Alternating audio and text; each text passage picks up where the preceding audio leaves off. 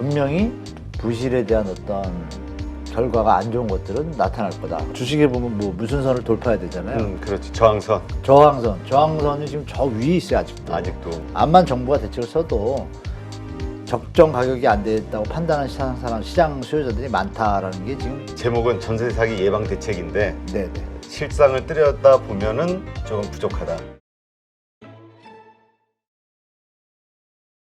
오늘 모신 분은 연세대 정경대학원 한문도 교수님입니다. 안녕하세요. 네, 안녕하세요. 네, 요즘 정말 그 부동산에 대해서 네. 관심을 안 가질 수가 없어요. 나오는 뉴스들이 정말 그 뭐라 그럴까, 우리 한국 경제 전반에 뭔가 큰 영향을 미칠 것 같은 아주 무서운 이야기들이 많아서 최근에 며칠 전에 본 거는 저는 그 전국의 미분양이 7만 호를 넘어가고 있다. 네네. 그래서 임계치를 이미 넘었다. 네. 뭐 이런 아주 부정적인 공포스러운. 네, 좀 무서운 얘기들이 나오더라고요. 뭐 제가 이제 팩트를 뭐 잘 말씀드리는데 일단 공포의 지금은 아닙니다. 왜냐하면 먼저 말씀드릴 게 우리나라 그 미분양 그 물량이 역대 보면은 2008년하고 2009년 금융위기 있잖아요. 네. 그때 10만이 넘었어요. 미분양이 두 번. 그때 위기였죠. 10만이 네. 넘어가니까. 그래서 이제 정부에서 대대적인 지원책을 썼었죠. 그때도. 근데 2015년부터 시장이 좋아졌잖아요. 14년부터. 14, 15, 16, 18, 19까지요. 매년 미분양이 그러면 시장이 좋아지면 그럼 없어야 되잖아요. 매년 6만 원이었어요. 5, 6만 원. 이게 팩트입니다, 여러분. 매년 5, 6만 원씩 있었어요. 시장 좋을 때도. 그랬다가 박근혜 정부 때 택지 공고를 많이 안 했기 때문에 그 5년 뒤인 21년, 작년, 재작년, 그 3년 전, 그때가 물량이 적었어요. 근데 이제 붐이 일었잖아요. 그때 최초로 우리나라 미분양 물건이 만대 오르는 게 처음이에요. 그 1년, 2년이. 그리고 이제 올해 다시 6만 갔잖아요. 그럼 예년하고 차이가 없는 거죠, 사실은. 차이점이 있는 거죠. 그때는 집값이 상승 기류를 타면서도 6만 원씩 있었고, 미분양이. 그러니까 시간이 지나면 소진이 될 거라는 거죠. 매년 그랬어요, 6, 7년 동안. 그러니까 지금 6만 회 갖고 이렇게 지금 말씀 주신 공포심을 조장하는 거는 두 가지예요. 정부가 좋게 얘기하면 선제적 대응을 하는 것도 있고, PF 부실 문제를 막기 위해서. 두 번째는 PF 부실을 막는다는 명분 아래 지금 말씀하신 대로 너무 공포스러운 수준이 아니거든요. 선제적으로 해가지고 건설사들을 누군 도와주고 누군 안 도와주고 이런 묘한 시장이 연출되는 걸 제가 좀 느껴요. 일괄적으로 다 굳이 지금 안 아니라. 도와줘도 망하는 회사가 없는데 그래서 너무 선제적으로 하는 경향이 있지만 처음 말씀드린 것처럼 좋은 뜻도 분명히 있다. 타임이 좀 이상해요. 제가 볼 때. 그러면 지금 7만 원 아직 안 됐거든요. 네. 문제는 뭐냐면 올해 분양 물량이 좀 있어요. 근데 정부가 규제안을 풀어줬잖아요. 그래서 작년에 가을, 겨울 사이에, 가을은 아니고 겨울, 11월 들었으면서 미분양 대책에 대해서 미리 선제적으로 주택협회에서 건의를 했을 거고, 분명히 미분양이 많아지니까 규제를 좀 빨리 풀어달라 했을 거고, 정부도 그걸 감안해서 대책을 풀어줬죠. 둔촌주공도 껴있으니까. 그렇죠. 풀어줬는데 둔촌주공 결과가 썩 좋지는 않잖아요. 그렇죠. 실패한 것도 아니지만 그거에 따라서 향후 분양 물량들은 미분양이 많이 나 있구나라는 예측이 되잖아요. 네. 그럼 이제 하락기에 미분양은 더 늘어날 수 있잖아요. 그러니까 지금은 아니지만 올 상반기 안에 지금 분양들 들어갈 거야. 아마 더 이상 못 버티고 긴급 수혈을 했는데 분양 계속 안 하면 이자가 늘어나니까 못 버티잖아요. 일단 해야 돼요. 네. 하면 이제 옥석이 가려지겠죠. 가려지는 속에서 우리 PF 부실 뭐 이런 거 지금 말씀 미분양이 늘어나면 금융위기 이런 개념에서 제가 단언하건데 정부에서 관리만 잘하면 아니 비싸게 팔다가 못 판 거는 망하는 건 당연한 거잖아요. 자본주의 시장에서. 그렇죠. 그런 식으로 하면 비트코인하고 자영업 하시는 분들 다 도와줘야 되죠. 말이 안 되잖아요.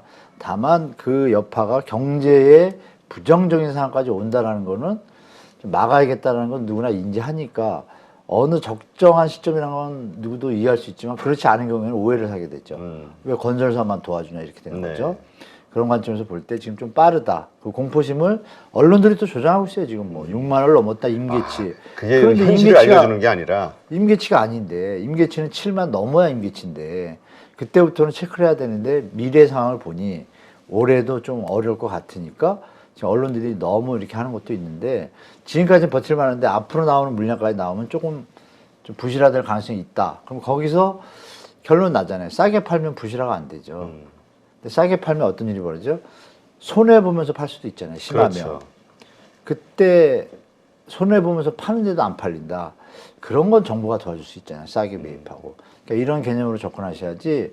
언론에서 지금 글로벌 금융위 때 우리나라 110 저번에도 말씀드렸는데 종합건설업이 청구 뭐 이런 거 많이 들어보실 거예요. 청구건설 뭐 유명했던 건설 회사 지금 없잖아요. 청구 예 그랬죠. 엄청 큰 회사들이 자빠졌는데 우리나라 멀쩡하잖아요.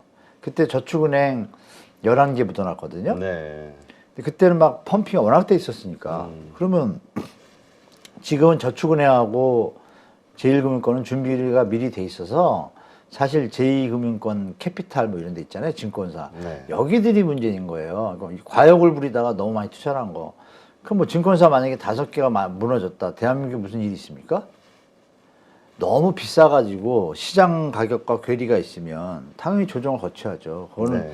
그 회사들의 리스크 관리가 잘못된 것인데 지금 어떤 전체 흐름을 보면 마치 나라가 망할 것처럼 공포심 자꾸 키우니까 그건 아니다. 대한민국은 망할 일이 없다. 5천 년을 버텼는데 갑자기 왜 망합니까?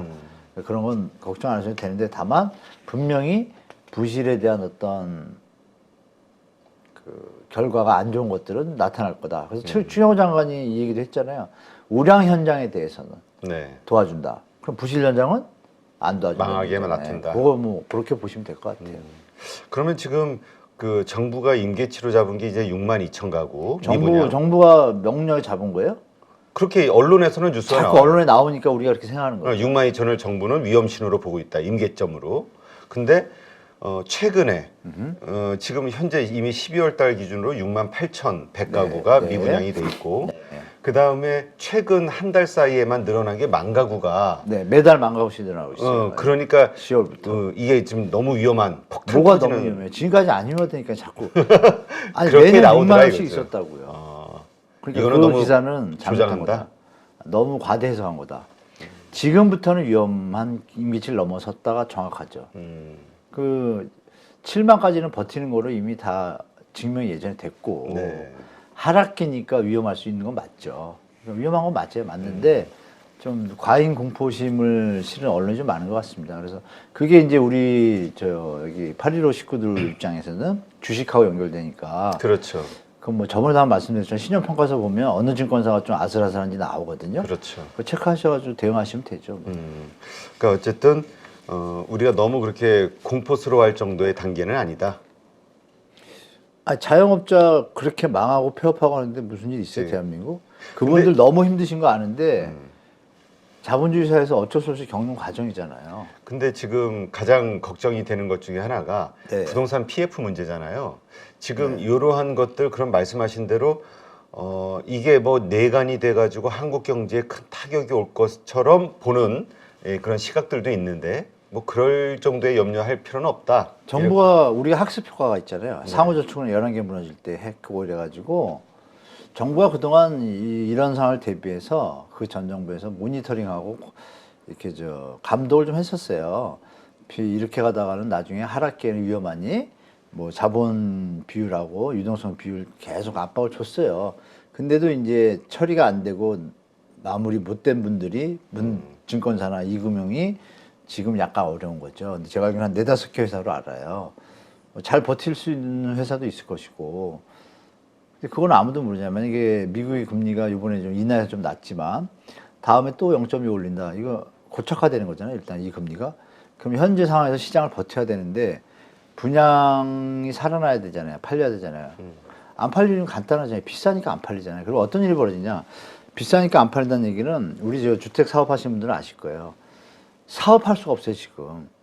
그게 이미 작년 봄부터 얘기가 나왔어요. 이 시장의 건설업계. 지금은 땅 사서 집을 지을 일이 없다, 주택 사업을. 왜? 땅값이 너무 비싸기 때문에 건설회사 입장에서 보기에도 이거 좀 임계점인 것 같은 거죠. 이거 안 팔릴 수도 있으면 망하거든요. 그래가지고 땅이 안 팔리기 시작했어요. 막 상승기 올라가던 땅값이. 네. 그러니까 건축비는 크게 차이 없습니다. 32평짜리 1,000만 원 잡아도 3억 2천인데 건축비가 네. 4억 뭐 8천밖에 안 오잖아요. 25%가 올라도. 땅값이 오른 거예요. 땅값이. 땅값이? 우리 정확히 아실게. 그러면 땅값이 너무 비싸니까 집값이 당연히 비싸잖아요. 네. 건축비는 땅값이 100만 원짜리도 똑같이 1000만 원 그렇잖아요. 그렇죠. 땅값이 내려가야 분양가가 내려가잖아요. 음.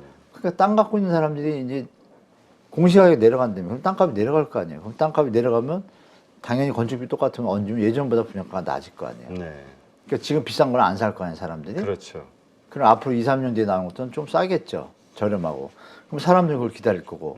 근데 거기에 3기 신도시가 있어. 그러니까 지금 딱 미분양 문제로 PF 부실 거기에 하신 분들은 과도한 욕심으로 비싸게 팔아서 수익을 남기려다가 딱 어떻게 보면 주식으로 보면 고점에서 아주 물린 거잖아요. 그걸 왜 도와줘야 되죠, 나라가? 단 하나죠. 금융권 위기로 던질까봐라는 명분이에요. 근데 그럼 그 위기를 명분 삼아가지고 전체 집값을 떠받치고 버블을 계속 유지하면 어떻게 돼요? 경제적으로 너무 안 좋죠. 그 그렇죠. 버블을 하느라고 부채가 지금 계속 위험 신호가 오는데, 그렇죠? 그리고 거래가 안 일어나잖아요. 네. 거래가 일어나야 관계되는 부동산 산업의 여러 분야의 종사, 인테리어부터 이사부터 다 이게 다시 움직이잖아요. 그러면 답은 하나 나왔잖아요. 너 집값, 땅값이 너무 비싸네. 조정돼야 되네. 그러면 지금 비싸서 못 파는 사람들 거를 어떻게 해야 돼요? 정리해야지, 부도내서 정리해야죠. 그게 정상이죠. 네. 그래야 조정이 되지 않습니까? 그런데 그거를 경제까지 파급이 안 되게 잘 케어하는 게 정부의 역할이고. 네. 그러니까 그 어느 정도의 혼란이 있다 하더라도 그게 당연한 수순이고 네. 또 그것이 너무 크게 그 정말 경제 위기로까지 번지지는 않을 것이다. 정부가 잘 그 정도 관리할 수 있는 거는 된다. 저는 충분히 관리할 수, 뭐 의도적으로 방치하지 않는 한은 충분히, 예를 들어서 어느 건설 현장이 시세가 100원인데 150원까지 받다가, 물론 150원 상승기에 그 값을 보고 시작을 했는데 지금 100원 됐잖아요. 네. 마이너스잖아요. 정리가 되면 손해를 볼 거 아니에요. 그 다음에 다시 사업하면 되죠. 자본주의 논리 그냥 가면 되죠. 네. 지금 그 뭐라 그럴까요? 이 부동산 PF 관련해 가지고 네. 이제 만기가 뭐 이번 달서부터만 막 돌아오기 시작한다 이런 네, 얘기들이 네. 있는데 네. 이런 얘기는 결국 또 부동산 집값을 결국은 또 계속 하락시키는 요소가 되긴 하겠네요. 네, 당연하죠. 일단 몇 개 현장들이 아마 PF 그 대환 대출이 안 되고 뭐 수급이 안 되면 이제 좀 정리가 되는 현장들이 나올 거예요. 그러면 네. 조그만 이미 뭐 소규모 중견 건설사 중에 몇 군데들은 이미 좀 자본력이 없거나 이런 데는 이미 부도 처리가 된 데가 전국적으로 몇 개 있거든요. 네. 몇십 개 있고 예전에도 뭐 계속 부도 났었고 근데 이제 이게 PF 금융기관까지 조금 부실이 전이되지는 않았었는데 지금 말씀하신 것처럼 그 현장들이 안 돌아가니까 돈이 회수가 안 되잖아요. 그러면 그 ABCP 자산유동화 기업원을 투자한 분들한테 돌려줘야 되는데 못 돌려주면 어떻게 돼요? 그분들이 돌려달라고 할 때 못 돌려주면 부도죠. 부도죠. 그런 소규모 증권사들은 부도날 수가 있다. 현장으로 인해서. 근데 그것이 제가 볼 때 지금 제가 아는 바로는 제일금융권하고 저축은행이 제일 크잖아요. 어떤 그렇죠. 수식은 다. 거기는 어느 정도 다 이 레버리지나 유동성 비율을 버틸 수 있는 수준까지 돼요. 제가 볼 때. 증권사업 캐피탈이 그 원래 본 업무를 저거 하고 욕심내다가 물린 그렇죠. 건데 그건 뭐 저는 어차피 겪어야 될 과정이라고 저는 보고 있습니다. 개인적으로. 그렇다면 이번에 이런 그 만기가 돌아오면서 그 정리가 되는 부동산 PF 현장들이 부도나고 이런 환경에서 네. 흔들릴 만한 증권사나 캐피탈 이런 쪽들이 좀 있다 이렇게 봐야겠군요. 가능성이 있다. 네. 알겠습니다. 그것이 또 이제 또 사람들의 심리에 그 어떤 또 신용 위기에 대한 신용 경색에 대한 또 공포심을 불러일으킬 것 같다는 생각도 들어가지고. 그게 이제 언론사에서 잘해줘야 되는 대목인데 전체 볼륨을 놓고 증권사 몇 개가 이런 기사가 나왔을 때 전체 경제를 볼 때 큰 무리가 없다 이렇게 써줘야 국민들이 안심을 하는데 아마 또 엄청 또 이렇게 막 과대해서 할 거예요. 그죠? 네. 그래야 또 정부가 건설사를 도와줄 수 있는 또 어떤 명분이 자꾸 쌓이니까 이런 어떤 유착관계 이런 거에 대해서 언론사들이 공정하게 잘 보도해주면 국민들이 볼 때 이해가 되죠. 저 정도 위험한데 저건 국가 경제는 문제가 없구나. 뭐 이런 보도들이 많이 나오면 좋겠죠. 그렇군요.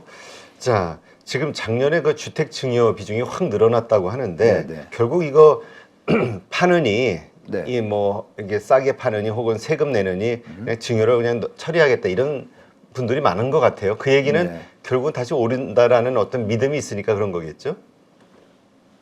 믿음 팔기 억울하니까 그런 것도 계실 거고 세금이 일단 지금 뭐 완화하긴 했지만 그래도 부담되는 분들이 좀 계실 거 아닙니까? 네. 그리고 미래를 보니까 주택 가격이 올라가는 상황이라면 만약에 자제분이 성인이다. 그럼 그 성인이 청약기를 통해 가지고 부를 창출할 수 있잖아요. 그렇죠. 내가 아버지인데 집이 2개가 있어. 내가 세금도 조금 내는데 아들이 나 딸이 신혼부부인데 청약을 받아서 집을 받을 기회가 있는데 집값이 오르고 있으니까 빨리 받아야겠다 이렇게 했지만 지금 어때요? 내려가니까 청약 통장에 의미가 없잖아요. 그렇죠. 근데 나는 세금을 더 내잖아요. 일단 절세 목적이 첫 번이고 네. 두 번째는 그 집을 증여했다는 거는 그 다음에 아주 친한 사이 아니다면 아들 자식 간에도 집 나한테 다시 돌려줘 이렇게 아니잖아요. 그렇죠. 그러면 그 수요는 증여지만 하나의 매매 거래로 그 사람이 투자나 뭐 다시 집을 주택할 필요는 없잖아요. 정부가 정상적인 규제를 한다라면. 네. 그러니까 그거는 언론에서 이제 해석의 어떤 차이인데요. 증여를 많이 해서 뭐 이렇게 집값이 올라갈 수 있다라는 지금 믿음이 있어서 그렇다라는 개념으로 해석을 하는 게 있고 저는 그게 아니죠. 아, 부담이 이게 덜한 거예요. 네. 올라가고 내려가고를 떠나가지고 더욱이 아 내려갈 거라고 판단되니 내 아들이 별로 청약을 통해 가지고 수익을 볼 일이 없구나 판단되면 어떻게 돼요? 세금을 줄이는 게 낫잖아요. 역으로 해석하면 그렇고 그 두 개가 같이 있는데 우리나라 대한민국 언론의 문제점은 항상 한쪽에 치우쳐서 해석하는 분들이 좀 계신다. 그거는 이제 우리 시청자분들한테 제 생각은 아 이게 균형을 같은 다른 동전이 있으면 이쪽 면도 봐야 되잖아요. 그렇죠. 그러니까 이쪽 면을 볼 때 저는 크게 그쪽에 의미를 둘 필요는 없다라고 말씀드릴게요. 네. 지금 1주택자의 LTV 추가 완화를 추진한다. 뭐 이런 어떤 부동산 규제와 관련한 것들이 네. 좀 더 해제가 되는 거 아니냐. 이런 시장의 기대감이 있거든요. 또 그렇게 얘기가 나오고 있고 어떻게 보세요? 이런 근데 것들이 우리 8.1에서는 계속 얘기하지 않았나요? DSR 때문에 안 된다. 안 된다. 그러니까 10억짜리 집인데 5억 대출 받으면 이자하고 원리금 상환하면 한 400 내야 되거든요. 지금 네. 금리로. 근데 내가 300을 버는 사람이에요. 이 사람을 LTV를 50% 60% 하면 그 5억 받을 수 있잖아요. 대출을. 네. 생활이 안 되잖아요. 그걸 해줘야 돼요? 음. 상식적으로? 이상하잖아요. 근데 해준다고 자꾸 떠들어요. 그걸 좋아하는 사람 누구예요? 다주택자들. 다주택자, 투자자, 건설사밖에 없어요. 그러면 1주택자를 그걸 좋아하겠어요? 아니에요. 그러면 정부가 다행히 DSR은 그냥 놔뒀잖아요. 손을 네. 못 대고. 얼마나 풀고 싶겠어요. 국민을 위한 정부가 아니에요, 그러면. 안 풀어야 국민을 위한 정부예요. 미국에서 글로벌 금융이 터지고 나서 2년 뒤에 이런 문제 때문에 지금 LTV 그렇게 해가지고 DSR, DTI 적용 안 하다 금융이 터진 거 아니에요, 미국이. 그때 부도날 뻔했잖아요, 나라가. 그렇죠. 그럼 그게 어디서 출발한지 너무 잘 알잖아요. 그래서 바젤3가 생겼고 DSR을 전 세계가 지금 40, 많아야 50이고 50%일 때는 뭐 재산세, 뭐 렌탈비까지 다 계산하죠 50이에요. 네. 주택 관리 상황이. 그러면 대부분의 나라가 40%를 묶어둔 거예요. 아 소득에 40% 이상 넘어가면 위험하다라고 다 판단하고 바젤3 협약의 IFRS 그 내용 중에 보면 회계 기준에 보면 가계에다가 기업에 대출을 많이 해주게 되면 은행도 신용점수가 깎이고 가계에 대한 위험 가중 찬스도 더 높이는 이런 제도가 안에 다 들어있기 때문에 우리나라 혼자서 그럼 벌써 말이 앞뒤가 안 맞잖아요. 아니, 네. 소득도 안 되는데 갚을 능력이 안 되는데 대출해줘요? 그게 공정과 상식 아니잖아요. 그건 투기꾼들 빠져나가는 얘기밖에 더 돼요? 그러면 안 되죠. 정상적인 시장에서 저평가되고 앞으로 개발해서 올라갈 수 있고 이런 것에 투자를 해서 하는 게 부동산의 정상적인 투자지. 기껏 한다는 게 남의 대출 들어서 그걸 이용해가지고 빼먹고 자기 빠져나간다. 이런 세력들이 지금 그 얘기 하는 거예요. 어느 국민이 지금 5%인데 LTV 대출 100%밖에 해서 그러겠어요? 아무도 없어요. 네. 그러니까 우리 대표님 말씀 주신 것처럼 LTV를 풀어서 규제 완화가 된다는 일부 세력들과 일부 언론들의 펌핑에 우리 시청자들이 놀아날 필요는 없습니다. 제가 볼 때.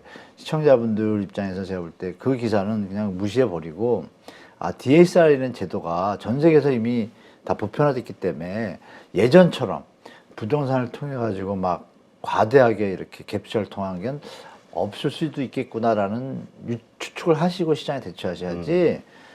물론 이 정부가 뭐 그때 어떤 정부처럼 무시하고 IMF와 OECD와 바젤 3에 그걸 무시하고 혼자 갈 수도 있어요. 네. 미친 거죠, 쉽게 말하면. 그걸 과연 할 수 있을까요? 할 수도 있겠죠, 어쩌면. 하는 순간 어떻게 되겠어요? 국제 금융에서 신뢰도가 없어지잖아요. 그렇죠. 한국 저거 터지겠는데 그러면 그게 경제 위기가 되는 거죠. 그렇죠. 그게 또 환차 공격이 아, 들어오겠죠. 그럼요. 그러니까 제가 볼 때 우리 시청자분들은 다 지금 말씀하시고 저보다 더 똑똑하시니까 DSR, LTV 푸는 거 개념에서 LTV 100%도 좋아요. 네. 소득이 된다면 되는 거죠. 그렇잖아요. 맞잖아요. 2억짜리 집이 있는데 내가 소득이 그 이자 갖고도 남어. 그럼 2억 대출해 줄 수 있죠. 그거 당연한 거잖아요. 소득이 안 되면 하면 안 되죠. 1억짜리 집을 사는데도 소득이 안 받치면 그것도 해주면 안 되고 네. 10억짜리라도 능력이 되면 해주고 이게 정상적이잖아요. 사고도 안 나고 그렇죠? 네. 그렇게 좀 말씀드리겠습니다. 네. 지금 사실 이런 부동산 규제 해제 대책들을 통해서 거래 절벽을 네. 좀 완화시켜 보겠다라는 게 이제 원희룡 장관의 그 인터뷰에 보면 나오더라고요. 네. 근데 이게 정말로 좀 많이 나왔잖아요. 정말 파격적인 엄청 많이 대책들이. 나왔죠. 예. 그럼 이게 거래 절벽이 좀 해소가 됐는지가 궁금해요. 안 됐습니다. 그 뭐 데이터가 없나요? 데이터요? 네. 일단 이 거래량이 오늘 거래량 안 가죠. 일단 그냥 말씀드릴게요. 네. 제가 누누이 말씀드리면 그 서울의 월 아파트 거래량을 하나로 예를 보면 된다고 말씀드렸잖아요. 월 아파트 거래량이 이번 달 규제안을 다 풀었잖아요. 네. 그럼 1월 달 거래량이 묻어나잖아요. 이제 2월 지금 3, 4일이니까 1월하고 2월까지 계약 신고된 것들이 이제 통합이 돼야 1월 건데 일단 반 정도 지났잖아요. 그럼? 네. 근데 지금 780개 계약됐어요. 그러면 지금 반 지났는데 780이고 저번 달에 한 700대예요. 그러면 저번 달보다 거래량이 2배 늘어날 것 같아요. 네. 이번 달은 1월 달 거래가 2월 말까지 봐야겠죠. 그럼 한 1,500에서 2,000 가까이 갈 것 같아요. 그러면 이제 분명히 여러분들 기사가 난리가 날 겁니다. 거래량 2배 폭증. 근데 이제 우리 시청자분들은 보신 분들은 아시지만 2,000, 3,000이면 계속 바닥인 거예요. 네. 지금 우리가 7, 800원 이건 정말 수준 이한 거고 심각한 거죠. 그만큼 시장 가격에 문제가 있다는 얘기고 살 사람이 없다는 얘기잖아요. 심리도 있지만. 그럼 이게 3,000원 넘어야 이제 시장이 조금 고개를 쳐드는 거예요. 그것도 상승이라고 확답할 수도 없고. 근데 이제 아마 기사들이 좀 나올 겁니다. 그래서 지금 787개인가 780개 오늘 확인했거든요. 네. 그러면 우리가 한 1,200에서 1,800? 많으면 2,000까지 기대할 수 있잖아요. 근데 그 중요한 그 다음 달이죠. 네. 2월 달. 이게 계속 이어질 것이냐? 그렇죠. 중요한 거. 그게 이제 3,000, 2,000건이 계속 가면 조금 이제 회복세가 나타날 수 있지만 그게 이제 다음 달에 많이 꺾였다. 뭐 다시 또 한 1,800 갔다 1,500, 1,600 하가 내려갔다. 이러면 다시 이제 하락 들어가는 거거든요. 좀 길게. 그러니까 정부의 연착륙 정책은 일단 효과를 본 거죠. 어떤 면에서. 네. 지금 현재는 내려가는 속도를 좀 완화시킬 수 있으니까 그건 뭐 긍정적인 면이고 그 거래량에 비해서 가격은 여전히 하락이라는 그 강 밑에서 놀고 있으니까 이게 상승 반전하기는 아직까지 시간이 많이 걸릴 거고 확인해야 될 게 너무 많고 미국 금리도 아직 안 끝났고 인상이 너무 리스크들이 좀 많아요. 제가 볼 때. 그래서 장단기 금리 역전차가 지금 계속되고 있거든요. 미국도. 그럼 아시는 바와 같이 올 하반기부터는 경제 침체가 분명히 올 거고 이런 걸 감안하시면 지금 말씀하신 규제 하나 대책으로 효과가 저는 없을 거라고 말씀을 드렸었고 일시적 반등이 있겠다 그랬잖아요. 네. 일시적 반등이 일어났어요. 근데 얘가 추세선이 뭐 곧 무슨 주식에 보면 뭐 무슨 선을 돌파해야 되잖아요. 그렇죠. 저항선. 저항선이 지금 저 위에 있어요 아직도. 아직도. 그거를 이제 직시하시고 시장을 보시면 좋을 것 같습니다. 네. 하긴 그 효과적이라면 자꾸 추가 대책에 대한 이야기가 솔솔 나올 이유가 없는 거겠죠. 정확하십니다. 역시. 네, 맞습니다. 고맙습니다. 네.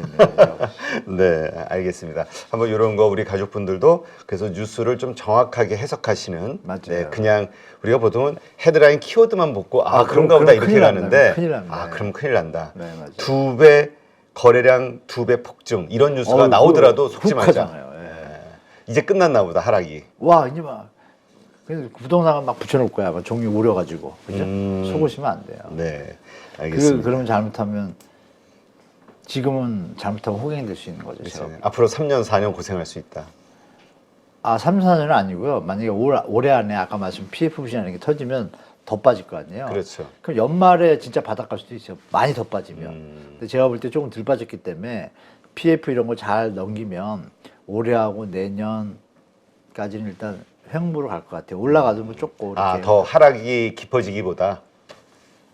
하락폭이 깊어지는 폭이 지금까지 내려온 거하고는 차이가 많죠. 네. 지금 많이 빠진 데는 추가적으로 하락할 수 있는 게 한 5에서 최대 20%고 음.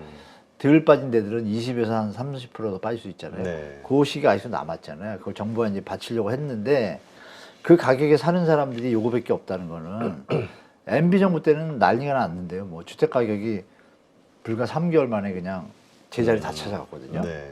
그거랑 너무 비교되잖아요. 결정적인 게 금리 상황 때문에 안 됩니다. 부담이 돼서 못 합니다. 네. 알겠습니다.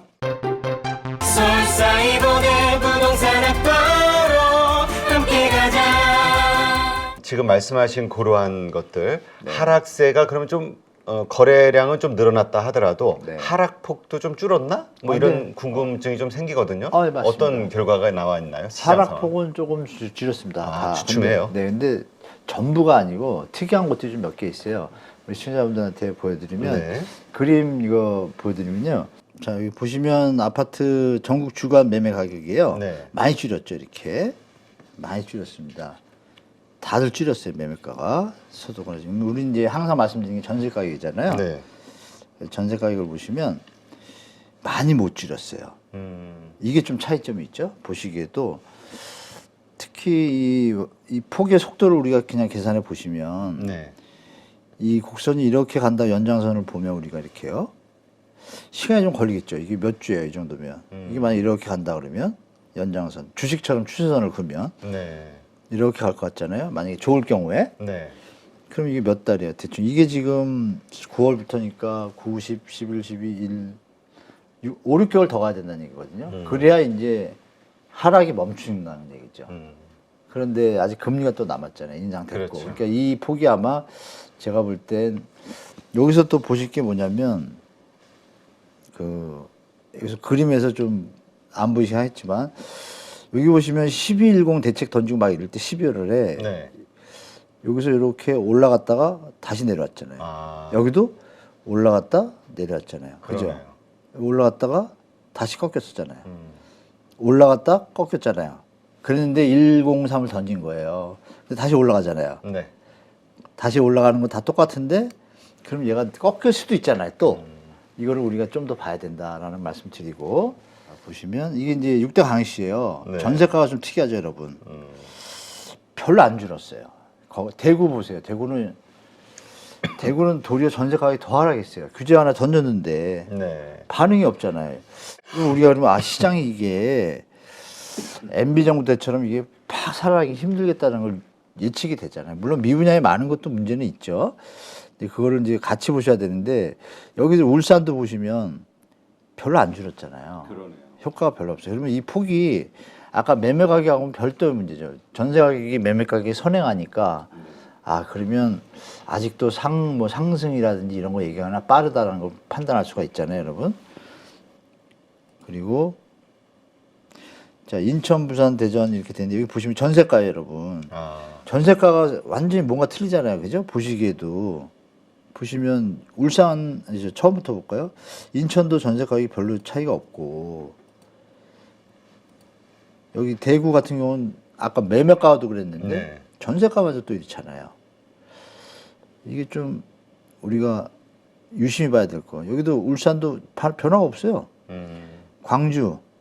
광주가 사실 조금 이 부동산 인구 구조나 이런 거 볼 때 더 내려가야 되는데 잘 버티고 있거든요. 좋게 얘기하면 좋은 면도 있지만 나쁘게 얘기하면 담합이 강할 수도 있어요. 광주가. 네. 그 일부 분들이. 네. 그럼 이렇게 가격이 이런 양상을 좀 보이는 걸 제가 몇 번 봤거든요. 그러면 흐름이 뭐 바로 안 잡히잖아요. 뭔가 한 달 돼가는데. 그렇죠. 이 그림의 추세를 일기신도시도 한번 볼까요? 일기신도시 보면 일기신도시도 매매가 하락을 줄였어요. 네. 그런데 분당 보시죠. 분당은 더 내려왔어요. 그죠? 그러네요. 선이 내려왔죠. 또 일산 동구 더 내려왔습니다. 이거 색깔이 이런데 더 내려왔죠. 자, 그럼 여기는 왜 반응이 없죠? 이건 매매가예요, 중요한 거. 매매가. 네. 그럼 뉴스에 만약에 일주일 동안 규제 완화 대책에도 불구하고 일기 신도시 하락폭이 도리어 더 커져. 이건 되게 안 좋은 기사잖아요. 그렇죠. 투자자 입장에서는. 그러나 무주택자 입장에서는 좋은 기사죠.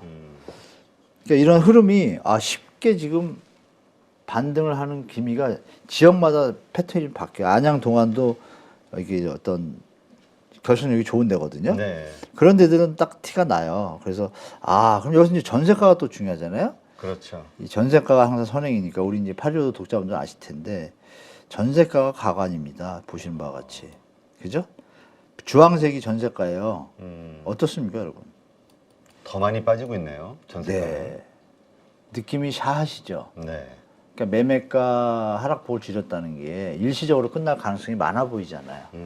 그래서 우리 시청자분들은 그 기사에 뭐 자극적 기사들, 매물 감소하고 거래량 대폭 늘어하고 이런 것에 크게 휘둘리지 마시라. 이게 만만치 않은 시장이다 올해는. 저는 네. 계속 그렇게 보고 있습니다. 예. 네. 지금 아까 연준의 금리 인상은 뭐 계속되지 않겠냐 말씀하셨는데, 네. 근데 지금 주식시장 같은 경우는 연준을 안 믿어요. 그래가지고 뭐 오히려 막 시장은 상승하고 계속 긴축 얘기하고 금리 인상 또 할 거다, 이나 없다 이런 얘기를 해도 이러한 어떤 그 시장 투자자들의 심리 이런 것들이 부동산 시장에도 뭔가 영향을 끼치지는 않을까요? 전혀 그럴 것 같지 않습니다. 그래요? 지금 우리 유튜브가 많이 발전해서 영향을 미치는데 예전에 100 정도 효과가 있다라 그러면 지금 한 30밖에 안 되는 것 같아요. 유튜브의 위력인 것 같습니다. 많은 사람들이 진실을 알게 되니까. 네, 팩트를 예전에는 메이저 언론을 그대로 믿을 수밖에 없는 시장 환경이었고, 네. 그러니까 뭐 이런 얘기가 적당하지만 거기 단가가 뭐 한 번 10초 나가는데 몇 천만 원씩 하는데 광고 효과는 별로 없고 유튜브는 진짜 구독자들이잖아요. 그렇죠. 그러니까 메이저 언론은 타의적 구독자고 유튜브는 자의적 구독자예요. 이 차이가 크다고 봐요, 저는. 자의적 구독자들은 물론 자기의 편향적으로 찾을 수도 있지만 선택권이 넓잖아요. 네. 남의 것도 볼 수 있고 그럼 비교가 되잖아요. 그러면 좌우 남녀노소를 가리지 않고 데이터의 어떤 융합성을 가지고 공정한 판단을 내릴 가능성이 더 높아졌죠, 예전보다. 공정하고 좀 더 합리적인 판단을. 그러면 유튜브에 이제 뭐 상승론자도 있고 하락론자도 있는데 누가 더 데이터와 팩트가 전지 다 보잖아요. 그렇죠. 그걸 비교해 보면 그 소비자는 결정을 하겠죠. 자기가 상승론자였어도 생각을 바꿀 수 있는 거고 하락론자였어도 아니구나 상승론으로 갈 수 있고. 근데 그 대중의 어떤 전체 흐름이 나타나는 게 시장의 결과잖아요. 네. 근데 지금 아까 말씀드린 시장의 결과가 예년 같으면 지금 난리가 났어야 되는데 전매 제한에 그렇죠. 청약만 해가지고 붙으면 로또인데 왜 안 하죠? 의식들이 다 생각들이 이건 당분간은 하락하겠다고 판단하니까 일부 이제 또 올라갈 거라고 생각하는 분들이 매입을 하지만 상황이 그렇지 않다는 걸 알 수가 있죠. 네. 그 마지막 그림 하나 제가 보여드리면 도움이 되실 것 같은데 요건데요. 어제까지 거래된 걸 제가 분산 도표로 만든 건데 여기 이제 중간에 좀 빈 데가 있잖아요, 여러분. 요 텀이 좀 비었잖아요, 이렇게. 네. 여기가 이제 설날입니다. 설날에 거래가 없죠. 그러네요. 그리고 그 0이라는 선이 이렇게 선이 있잖아요. 여기 네. 0이 가이드인데 그럼 위에 있는 물량하고 밑에 있는 물량 한번 보십시오. 하락 거래가 훨씬 많잖아요. 하락 거래가 많네요. 네. 이거 84제곱 기준입니다. 이것도. 제일 선호하는 우리가 뭐 작은 것도 있고 큰 것도 있고 뭐 설왕설래하고 신고가 있고 말이 많지만 네. 우리가 시장을 정확하게 판단하기 위해서는 이게 제일 정확한 거예요. 그죠? 보시기에도 요 선 0이라는 선을 위로 한 거래량과 밑에랑 거래량 뭐 거의 7대3 정도 비율이잖아요. 네. 그러니까 우리가 판단할 게 또 뭐냐면 이 텀에서 사람들이 설날 이후에 시장에 사람들이 모여가지고 다 나눴을 거 아니에요, 가족들하고. 이야기를 그렇죠. 부동산 어때? 지금 살만해? 아니야? 그렇죠. 어쩌고 이야기는. 그렇죠. 그래서 만약에 이제 내려올 만큼 내려왔어. 그리고 규제도 완화되고 운좀 올라갈 거면 지금 사야 전매 제한도 다 받고 혜택 다 받고 그럼 사는 사람이 많아졌을 거 아니에요. 그렇죠. 근데 지금 끝나고 벌써 8일, 9일째 가는데 분위기가 어때요? 그렇게 믿은 사람들 4명인데 나머지 20명 가까이는 아닌 거잖아요. 파는 사람은 왜 팔까요? 아니야, 이건 아니라고 내려갈 생각하니까. 거야 라고 하니까 팔겠죠. 그렇지. 그럼 이걸 가지고 우리는 시장을 대중의 심리에 따라 가잖아요. 암만 정부가 대책을 써도 적정 가격이 안 됐다고 판단하는 시장 수요자들이 많다라는 게 지금 데이터로 증명되고 있다고 말씀드릴게요. 네. 네. 좀 이러한 어떤 부동산 변화 이런 네. 것들이 그 많이 우리 그 뭐라 그럴까요? 그 주거지에 영향을 미친다. 그러니까 이동률이 좀 부동산이 거래가 절벽이 되면서 절벽이 되면 네네. 이동률이 적어지니까 네네네. 뭐 그러면서 지금 맞아요. 학군과 관련해서도 지금 뭐 변화가 있다 이런 얘기들이 있어요. 예전에 뭐 강남 그 학군이 네. 불나가지고 지금 뭐 강전파라 그러죠. 무슨 뭐 조폭은 아니고 강남 전세파. 강남 전세파. 네. 그 애기들 교육시키려고 자제들. 그러면 이제 작년 11월, 12월부터 전세 가격이 강남 일대가 폭등을 합니다. 네. 근데 올해는 역전세잖아요. 그럼 얘기 다 끝났죠. 뭐 더 얘기할 필요가 없죠. 우리가 바닷물을 뭐 마셔봐야 짠 줄 아나요? 그러니까 손가락 하면 알잖아요. 흐름이 이렇다 이거죠. 지난번 얘기하셨듯이 강남의 역전세난이 하반기에 아주 크게 터질 것이다 이런 얘기 하셨었잖아요. 올해 이어질 거고 하반기에 완전히 좀 확산될 거다. 정점이 될 거다. 네. 그렇게 됐을 때에는 그것이 또 트리거가 돼가지고 다른 그렇죠. 곳에 가격을 또 네, 확 맞습니다. 내린다. 네, 맞습니다. 네. 그래서 올 한 해는 제가 강남은 정말 보수적으로 대처하고 추가 하락이 있을 거라고 예측하시라고 제가 말씀드린 거죠. 네. 하여튼 이 말씀을 들어보면은 부동산 시장이 좀 다시 좋아질 만한, 그러니까 좀 다시 바닥을 다지고 상승을 이야기할 만한 단계에는 현재 아니다. 아직 빠릅니다. 이렇게 볼 수 있겠네요. 네, 맞습니다. 하여튼 그러한 기대감으로 뭔가 사시는 분들이라면은 저거는 좀 나중에 또 후회하실 수 있으니까 잘 감안을 하셔야 되겠군요. 네. 그나마 이렇게 두세 개 사시는 분들은 제가 판단하기에 네. 자산 여력이 되시는 분들 같아요. 이제 현금이 그냥 좀 또 있어야 돼요. 투자를 하려는 개념보다 제가 느끼기에는 그 전에 현금이 있다가 집을 살다 타임을 놓치시고 하락기로 돌아섰는데 들고 계시다가 많이 내려왔단 말이에요. 네. 그러면 나는 이제 많이 내려온 지역은 추가 하락의 폭이 적을 거 아니에요. 네. 그럼 내가 사서 장기적으로 거주용으로 생각하는 분들은 지금 사도 큰 무리 없는 경우가 있어요. 자산이 충분할 때 대출 안 받고 이런 분들이 사지 않았나라고 저는 추측이 됩니다. 해석이. 네. 그러면 딱 이게 맞아요. 제가 볼 때 그림이. 네. 그러니까 하여튼 앞으로 언론에서 어떤 뉴스들이 나오든 긍정적인 어떤 상황 변화처럼 보이는 네. 이야기들이 나오더라도 지금 보여주신 이런 데이터를 봤을 때 우리가 넘어가면 안 된다. 네, 팩트 체크를 정확히 해야 된다. 팩트 체크를 제대로 해보자. 815를 보셔라. 네. 고맙습니다. 네. 근데- 한문도 유튜브도 보셔라. 그렇지. 한문도 유튜브도 네, 있으시니까. 오픈했습니다. 네. 네. 한문도 TV죠? 정확히 이름 모르고 그냥 한문도 한번 이렇게 나오나 봐요. 네. 알겠습니다. 지금 어젠가요? 나왔던 뉴스 중에 또 하나 보니까 전세 사기. 우리 지난번에도 얘기했지만 그 전세 사기 당하는 특히 빌라 쪽에서 되게 많다는 이야기도 있었잖아요. 계속 나올 겁니다.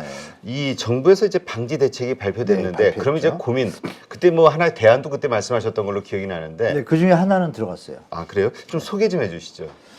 일단 전세 보증 보험의 어떤 한도를 매매가의 90%로 줄였습니다. 그러니까 역전세 폭을 좀 줄인 거죠. 그럼 시원하게 60, 70% 해야죠, 솔직히. 경매가 나가면 매매가의 경매는 보통 우리가 통상적으로 머릿속에 한 70%나 잘해야 80%거든요. 그럼 그 밑으로 해야죠. 90은 또 뭡니까 이게? 이거 좀 아쉽습니다. 반영을 했는데 누굴 위한 반영인지 모르겠어요. 이건 뭐 생색만 낸 것 같고. 네. 그리고 이제 또 우리 방송에서 말씀 나눴던 부동산 공인중개사분들한테 페널티를 주면 된다 그랬잖아요. 네. 그러면 안 할 거다. 자기 자식 같아서 하라 그래도 위험한 거 못하게 할 거 아니에요. 그렇죠. 근데 페널티가 나왔어요. 들으셨는지. 나왔는데 이 모양이 골 때린 거야, 이거는. 이거 사후 처리예요, 사후 처리. 사고가 나면 가담한 사람들은 처벌하겠다예요. 그럼 이건 상당히 의미가 없죠. 그건 당연한 일 아니에요. 당신들이 이 얘기 안 해도 경찰들이 잡으러 다녀요. 사기쳤기 때문에. 이런 대책이 아니고 사전에 법으로 공인중개사가 사고가 날 우려가 있는 것을 누가 봐도 객관적으로. 그럼 간단해요. 매매가에 막 8, 90%의 전세 놓는 행위를 하지 말아야죠. 맞죠? 그렇죠. 가이드를 줘야죠. 사고가 터졌을 경우에 70%하고 잡으면 20, 30% 손해가 볼 수가 있다는 거를 확인 설명서에 써주고 본인이 사인하게 해야 돼요. 그래야 소비자가 보고서 그럼 안 해야 할 수가 있잖아요. 그렇죠. 일단은 위험 고지는 해줘야 된다. 그렇죠. 그거라도 안 하면은 그거 안 하면 뭐 페널티를 줘서 뭐 2, 3회 되면 취소 이렇게 하면 하라고 해도 안 해요. 그리고 자기 자식 같아서 저절로 시장이 정상화되고 투명화되게 저는 그렇게 봐요. 근데 그건 없어요. 네. 그렇죠? 물론 우리 공인중개사분들이 모이셔가지고 공인중개사 협회에서 회장님하고 같이 자정작용 하겠다고 발표하셨어요. 네. 자정작용 좋은 말이죠. 근데 우리나라에 자정작용하는 건 근무후기밖에 없던 것 같아요, 제 생각에. 알아서 하는 거. 그렇지. 알아서 하면 꼭 미꾸라지들이 있잖아요. 그분들이 지금 공인중개사분들 대부분 좋은 분들이에요. 이거 전세 사기 가담한 분들은 극히 그렇죠. 일부예요. 극히 일부죠. 그 극히 일부를 막아야지 뭐 다 같이 좋은 분들만 좋은 부예요. 그래서 저는 좀 강제 조항으로 넣어야 되지 않나. 아니 길 가다가 침 뱉어도 경범죄고 신호등 하나고 우회전 그거 막아도 지금 벌금이 4, 5만 원인데 네. 이런 어마어마한 젊은이들의 앞길을 막고 이런 어마어마한 일을 방지를 안 한다는 건 문제가 있잖아요. 네. 저는 그게 좀 강력했으면 더 좋겠다 말씀드려서 이번 대책은 별로 의미 없다. 그냥 생색만 엄청 냈다. 진짜 국민을 위한 정책은 아니고 그냥 사후 약방문 수준밖에 안 된다 말씀드리겠습니다. 제목은 전세 사기 예방 대책인데 네네. 실상을 들여다 보면은 조금 부족하다. 다 사후 대책이고 뭐 예방되는 건 별로 피해 없다. 예방을 해야 되는데. 제가 우리 지금 말씀 나눈 게 예방하는 그렇죠. 거잖아요, 그죠? 네. 알겠습니다. 근데 이 피해 지원과 관련해서는 어떻게 보세요? 아 이건 그나마 잘한 것 같아요. 음, 이왕 이제 안 좋은 상황에 닥치신 분들이 거처가 없잖아요. 그렇죠. 정부 정책 자금으로 엄밀히 보면 이거 진짜 엄밀히 다시 들어가면 제가 법을 잘 모르는데 제도를 이렇게 만들어 놓으니까 사고가 터지는 거 맞잖아요. 그렇죠. 제가 말씀드린 대로 제도 만들면 그렇게 안 터져요. 그러면 직무유기죠, 국가가. 국가에 손해배상 청구할 수도 있어요, 심하게 얘기하면. 국가가 전세라는 제도를 방치해서 이런 사기가 이루어지는 걸 방조했잖아요, 알면서. 그리고 대책은 매번 내는데 제대로 안 하고. 네. 방조한 거죠. 중대재해처벌제도 만드는 세상에 과다한 어떤 강제 규정은 문제가 있지만 네. 너무 안 된 것도 문제가 있죠. 이건 너무 지금 준비가 안 됐어요, 대한민국은. 일단 대출을 안 하면 되잖아요. 하더라도 그래서 한 50%만 하면 되잖아요. 누가 뭐 무리해서 집을 사게끔 할 것이냐. 전세돈을 90%를 누가 뭐 대출하려고 국민들이 요구한 적 한 번도 없어요. 네. 이 양반들이 무슨 뜻인지 집값 떠받치려고 하는 건지 도대체 그 의도가 아주 불순합니다, 제가 볼 때. 네. 지금 그 낙찰 피해자가 그러니까 피해자가 그 집을 그냥 낙찰을 받았을 때는 무주택을 유지해 주는 이 정책인가 보죠. 그건 그나마 좀 괜찮습니다. 아, 이거 저도 이게 본의 눈에 아니게 들어오네요. 집을 이게 눈에 들어오더라고요. 아, 네, 그건 아주 잘한 것 같아요. 왜냐면 그거 받아도 이거 그럼 청약 이거 저쪽 기회를 사라지는 거 놓치는 아니야? 거예요. 뭐 이런 걱정 이러지부터 때문에. 힘든데 네. 그러니까 그 피해난 주택에 대해서 사건도 마무리가 되고 그 원래 임차인의 자기 집 마련에 대한 원래 그 욕구를 회복시켜주고 보존해준다는 차원에서 이건 잘한 정책 같아요, 제가 봐도. 네. 이거는 누가 제안하셨는지 잘하신 것 같습니다. 네. 하여튼 이러한 것들이 물론 이제 좀 귀찮죠. 이렇게 뭐 여러 가지 언론들 혹은 국민들 그다음에 네. 뭐 이런 유튜브 같은 방송들 이런 데서 이제 자꾸 이런 것들을 얘기하다 보면은 귀찮기도 하고 짜증나죠. 그러나 이게 이제 그러면서 발전 개선이 되는 맞습니다. 거니까. 네, 우리 유튜브 정말 화이팅입니다. 네. 한문도 TV. 함수님, 우리 구독자분들 진짜 유튜브 봐주시는 게 네. 세상을 맑게 하고 우리 미래를 밝게 한다는 저는 그런 느낌이 많이 들어요. 네. 특히 8.15 모니터 이렇게 패밀리십으로 진실과 팩트만 얘기하는 거 그래야 좀 살만한 세상이 되지 않겠어요? 알겠습니다. 아, 또 마지막은 훈훈하게 해주셔서. 원래 훈훈하시잖아요. 네, 알겠습니다. 네, 이번 주도 이렇게 말씀 들으면서 부동산 시장을 점검해 봤는데 역시 뭐 여러 가지 기대감을 네. 갖는 분들도 있으나 그 기대감의 실체를 따져놓고 보면은 아직은 좀 과하다. 네, 우리 다주택자분들이나 이렇게 이런 투자하시려는 분들은 조금 이 데이터를 좀 팩트를 더 체크하신 다음에 또 방향성을 정하셔도 괜찮을 것 같습니다. 네, 알겠습니다. 가족분들 잘 참고하시고요. 이렇게 좋은 인사이트 함께 해주신 연세대 한문도 교수님 고맙습니다. 네, 감사합니다. 솔사이보